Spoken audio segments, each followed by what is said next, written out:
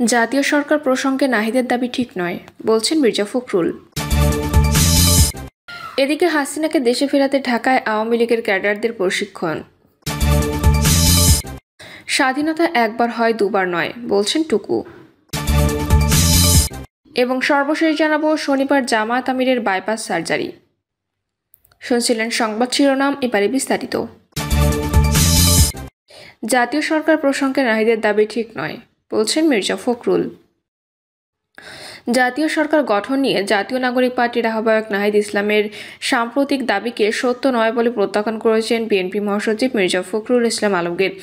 নাহিদ ইসলাম নিজের verified Facebook পোস্টে দাবি করেন, গত বছরের 5ই আগস্টের রাতে তারা অন্তর্বর্তী জাতীয় সরকার ও নতুন সংবিধানের প্রস্তাব বিএনপি ভারপ্রাপ্ত চেয়ারম্যান তারেক রহমানকে দেন, কিন্তু তারেক রহমান তা নাকচ করে দেন এবং নাগরিক সমাজের সদস্যদের দিয়ে নির্বাচনকালীন সরকার গঠনের প্রস্তাব দেন। ফেসবুক পোস্টে তিনি তার জানান, 7ই আগস্ট ভোরে মির্জা ফখরুলের বাসায় গিয়ে তারা উপদেষ্টা পরিষদ নিয়ে আলোচনা করেন। এ প্রসঙ্গে জানতে চাইলে বিএনপির মহাসচিব মির্জা ফখরুল ইসলাম আলমগীর বলেন, নাহিদ ইসলাম যে দাবি করেছে সেটা ঠিক নয়। বললেই তো হবে না, জাতীয় সরকারের ব্যাপারে আমাদের দল থেকে কোনো কথা বলা হয়নি। তারেক রহমান সাহেবের সঙ্গে তাদের কথা হয়েছে কিনা সেটা আমরা জানি না। স্বাধীনতা একবার হয় দুবার নয়, বলছেন টুকু। বিএনপির স্থায়ী কমিটির সদস্য সাবেক মন্ত্রী ইকবাল হাসান মাহমুদ টুকু বলেছেন, একটি দেশের স্বাধীনতা একবার হয় দুবার নয়। সেই স্বাধীনতা আমাদের একটি মানচিত্র, একটি পতাকা ও একটি সংবিধান দিয়েছে। জুলাই আন্দোলনে বাংলাদেশ রাহুমুক্ত হয়েছে। ইকবাল হাসান মাহমুদ টুকু বলেন, একটি দল জুলাই আন্দোলনকে দ্বিতীয় স্বাধীনতা দাবি করেছে।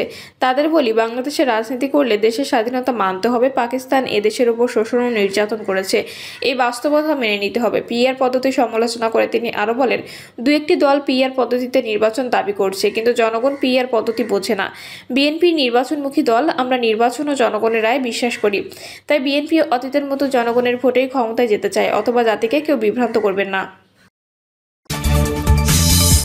শনিবার জামায়াত আমিরের বাইপাস সার্জারি। বাংলাদেশ জামায়াত ইসলামের আমির ডক্টর শফিকুর রহমানের বাইপাস সার্জারি হবে আগামী শনিবার। এই জন্য দেশবাসীর কাছে দোয়া চেয়েছেন দলটির সেক্রেটারি জেনারেল অধ্যাপক মিয়া গোলাম পরোয়ার। আগামী 2রা আগস্ট শনিবার সকালে বাংলাদেশ জামায়াত ইসলামের সম্মানিত আমির ডক্টর শফিকুর রহমানের বাইপাস সার্জারি হবে ইনশাআল্লাহ। প্রিয় রাহবারের সফল অস্ত্রোপচার ও দ্রুত সুস্থতা কামনায় সর্বস্তরে জনশক্তি, সুধী শুভাকাঙ্ক্ষী দেশবাসী এবং প্রবাসে অবস্থানরত ভাই বোনদের প্রতি বিনীত আহ্বান, আসুন আমরা মহান আল্লাহ তাআলা দরবারে নফল ইবাদতের মাধ্যমে নফল সালাত, নফল সিয়াম ও আল্লাহর রাস্তায় সাদাকা যে যার অবস্থান থেকে তার জন্য একান্তভাবে দোয়া করি। আল্লাহ তাআলা যেন আমাদের প্রিয় রাহবারকে পূর্ণ সুস্থতার নিয়ামত দান করেন এবং পূর্ণ সক্ষমতা দিয়ে দিনের ময়দানে ফিরে আসার তাওফিক দান করেন। এই দোয়াই করছি, আমিন। হাসিনাকে দেশে ফেরাতে ঢাকায় আওয়ামী লীগের ক্যাডারদের প্রশিক্ষণ। ছাত্র জনতার অভ্যুত্থানে ক্ষমতাচ্যুত আওয়ামী লীগ সরকারের প্রধান ভারতে পালিয়ে যাওয়া শেখ হাসিনাকে ফিরিয়ে আনতে নতুন করে ষড়যন্ত্র শুরু হয়েছে। সরকারের বিভিন্ন গোয়েন্দা সূত্র মারফত জানা যায়, নাশকতার মাধ্যমে দেশকে অস্থিতিশীল করতে কার্যক্রম নিষিদ্ধ আওয়ামী লীগ তাদের বাছাইকৃত ক্যাডারদের প্রশিক্ষণ দিয়েছে। রাজধানী সহ দেশের বিভিন্ন স্থানে দেওয়া এসব প্রশিক্ষণের দায়িত্বে ছিলেন সেনাবাহিনীতে কর্মরত মেজর পদমর্যাদার একজন কর্মকর্তা। সেনাবাহিনীর তরফ থেকে জানানো হয়েছে, সাদেকুল হক সাদেক নামের ওই মেজর বর্তমানে তাদের হেফাজতে রয়েছেন এবং এ বিষয়ে তদন্ত চলমান আছে। তদন্তে তিনি দোষী প্রমাণিত হলে সেনাবাহিনী প্রচলিত নিয়মে তার বিরুদ্ধে ব্যবস্থা নেওয়া হবে।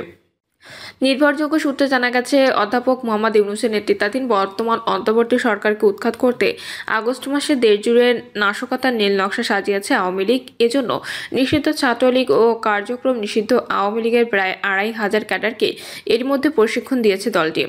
রাজধানীর মিরপুর, ভাটারা, কাঁটাবন ও পূর্বাঞ্চল এলাকায় দেওয়া হয় এসব প্রশিক্ষণ।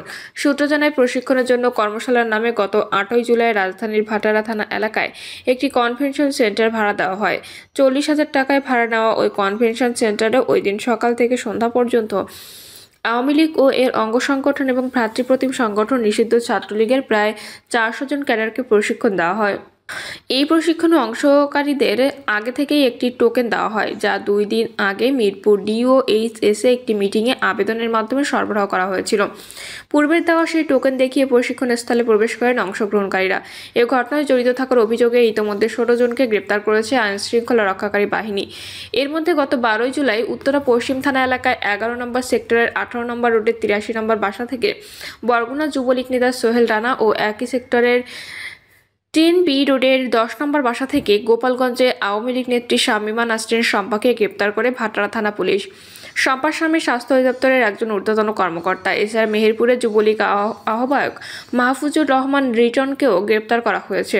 তাদের 3 জনের বিরুদ্ধে এসব প্রশিক্ষণে সার্বিক সহযোগিতার অভিযোগ রয়েছে। শুধু ভাটারা থানা এলাকায় নয়, রাজধানীর পূর্বাঞ্চলীয় সিশেল রিসোর্টে, কাটাবনে ও মিরপুরে 3টি প্রশিক্ষণের জন্য পাওয়া গেছে। এসব প্রশিক্ষণে আওয়ামী লীগের ক্যাডারদের সশস্ত্র ভার্চুয়াল লড়াইয়ের প্রশিক্ষণ দেওয়া হয়। অন্তর্বর্তী সরকারকে উৎখাতে ঢাকায় 3 থেকে 4 লাখ নেতাকর্মীর সমাগম ঘটিয়ে বিমানবন্দর ও শাহবাগ দখলের পরিকল্পনা ছিল ষড়যন্ত্রকারীদের। তদন্ত সংশ্লিষ্ট সূত্রে জানা যায়, গ্রেপ্তার সোহেল রানা ও শামীমা নাসরিন শম্পাকে গ্রেপ্তারের পর রিমান্ডে নিয়ে মুখোমুখি জিজ্ঞাসাবাদ করা হয়। তদন্ত সংশ্লিষ্ট সূত্রে জানা যায়, গ্রেপ্তার সোহেল রানা ও শামীমা নাসরিন শম্পাকে গ্রেপ্তারের পর রিমান্ডে নিয়ে মুখোমুখি জিজ্ঞাসাবাদ করা হয়। তাদের জিজ্ঞাসাবাদের সূত্র ধরে বেরিয়ে আসে মেজর সাদেকুল হক সাদেকের নাম, যিনি এসব প্রশিক্ষণে মূল সমন্বয়ের কাজ করেন। তার সঙ্গে এই নীল নকশায় জড়িত তার স্ত্রী সহকারী পুলিশ সুপার সুমাইয়া জাফরিন। বর্তমানে ওই মেজর সেনাবাহিনীর হেফাজতে আছেন। সূত্র আরও জানায়, মেজর সাদেক কক্সবাজারের রামু ক্যান্টনমেন্টে কর্মরত। গোয়েন্দা তথ্য বলছে, সাদেক ও সুমাইয়া কর্মস্থলে অনুপস্থিত থাকার সময় শেখ হাসিনার ছেলে সজীব ওয়াজেদ জয়ের সঙ্গে যোগাযোগ রেখে নেতাকর্মীদের প্রশিক্ষণের ব্যবস্থা করেছেন। আর সরকার উৎখাতের এই পরিকল্পনার বিষয়টি কলকাতায় বসে সার্বিক তত্ত্বাবধান করেছেন সাবেক স্বরাষ্ট্রমন্ত্রী আসাদুজ্জামান খান কামাল। তাকে সহযোগিতা সেখানে রয়েছে ডিএমপির সাবেক কমিশনার হাবিবুর রহমান সহ কয়েকজন আওয়ামী লীগ নেতা ও পুলিশের সাবেক কর্মকর্তারা। অন্যদিকে ভারতীয় গোয়েন্দা সংস্থার নির্দেশনায় সরকার উৎখাতের এই পরিকল্পনা কৌশলগত সহযোগিতা করছেন দিল্লিতে অবস্থান করা পলাতক অতিরিক্ত আইজিপি ও পুলিশের স্পেশাল ব্রাঞ্চের সাবেক প্রধান মনিরুল ইসলাম এবং ডিজিএফআই এর সাবেক প্রধান পলাতক লেফটেন্যান্ট জেনারেল মুজিবুর রহমান। সূত্র জানায়, ঢাকায় প্রশিক্ষণে অংশ নেওয়া আওয়ামী লীগের ক্যাডারদের সবাইকে ইতিমধ্যে শনাক্ত করেছে গোয়েন্দা সংস্থাগুলো। পাশাপাশি এসব প্রশিক্ষণে অর্থের যোগান দেওয়া ব্যবসায়ীদের নজরদারিতে রাখা হয়েছে, তাদের গতিবিধি পর্যবেক্ষণ করা হচ্ছে। এছাড়া মেজর সাদেক ও তার স্ত্রী ব্যতীত আর কেউ এই ষড়যন্ত্রে জড়িত কিনা তা যাচাই করে দেখা হচ্ছে। পুলিশের একটি সূত্র জানিয়েছে, গ্রেপ্তার সোহেল রানা ও শামীমা নাসরিন শম্পা জিজ্ঞাসাবাদে জানিয়েছেন, নেতাকর্মীদের দেওয়া প্রশিক্ষণে মেজর সাদেক ছাড়াও আরও একাধিক প্রশিক্ষক ছিলেন। ভাটারা থানা এলাকায় ওই কনভেনশন সেন্টারটি ভাড়া করেন সাবেক মালিক বাইজিৎ। তার বাড়ি গোপালগঞ্জে। এর সঙ্গে ওই কনভেনশন সেন্টারের ম্যানেজারও জড়িত। তার সহযোগিতায় প্রশিক্ষণ চলাকালে ওই কনভেনশন হলের সব সিসিটিভি ক্যামেরা ওই দিন বন্ধ রাখা হয়। এদিকে মেজর সাদেককে হেফাজতে নেওয়ার বিষয়টি স্বীকার করেছেন সেনাবাহিনী। বিকেলে ঢাকা সেনানিবাসের অফিসার্স মেস এতে আয়োজিত এক প্রেস ব্রিফিংয়ে সেনা সদরের মিলিটারি অপারেশনস পরিদপ্তরের পরিচালক ব্রিগেডিয়ার জেনারেল মোহাম্মদ নাজিমুদ্দৌলা বলেন, মেজর সাদেকের বিষয়টি আমাদের নজরে এসেছে। যদিও বিষয়টি তদন্তাধীন আছে, তারপরেও আমি বলবো, এরকম একটি ঘটনার কথা জানার পরে তিনি সেনাবাহিনীর হেফাজতে আছেন এবং তদন্ত চলমান আছে। তদন্তে তার দোষ প্রমাণিত হলে নিঃসন্দেহে সেনাবাহিনী প্রচলিত নিয়মে তার বিরুদ্ধে ব্যবস্থা নেওয়া হবে। যেহেতু বিষয়টি তদন্তাধীন আছে, এর বেশি এই মুহূর্তে বলা আমার মনে হয় সমীচীন হবে না। এই বিষয়ে ভাটারা থানার ভারপ্রাপ্ত কর্মকর্তা রকিবুল হাসান বলেন, সোহেল রানা ও শামীমা নাসরিন শম্পা সহ কয়েকজনকে ঢাকা মহানগর গোয়েন্দা পুলিশ গ্রেপ্তার করেছে। বিষয়টি তদন্ত চলছে। বর্তমানে তারা কারাগারে রয়েছেন। ডিএমপির মিডিয়া অ্যান্ড পাবলিক রিলেশনস বিভাগের উপপুলিশ কমিশনার মোহাম্মদ তালেবুর রহমান বলেন, সোহেল রানা ও শামীমা নাসরিন শম্পা সহ গ্রেপ্তারদের বিষয়ে জোরালোভাবে তদন্ত করা হচ্ছে। কোথাও কোনো নাশকতা ঘটানোর চেষ্টা চলছে কিনা সেটিও তদন্ত করে দেখা হচ্ছে। আইন শৃঙ্খলা পরিস্থিতি নিয়ন্ত্রণে পুলিশ সর্বদা প্রস্তুত আছে। প্রিয় দর্শক, এই ছিল এখনকার সর্বশেষ সংবাদ আপডেট। সব সংবাদ পেতে চ্যানেলটি সাবস্ক্রাইব করে বেল আইকনটি ক্লিক করে রাখুন।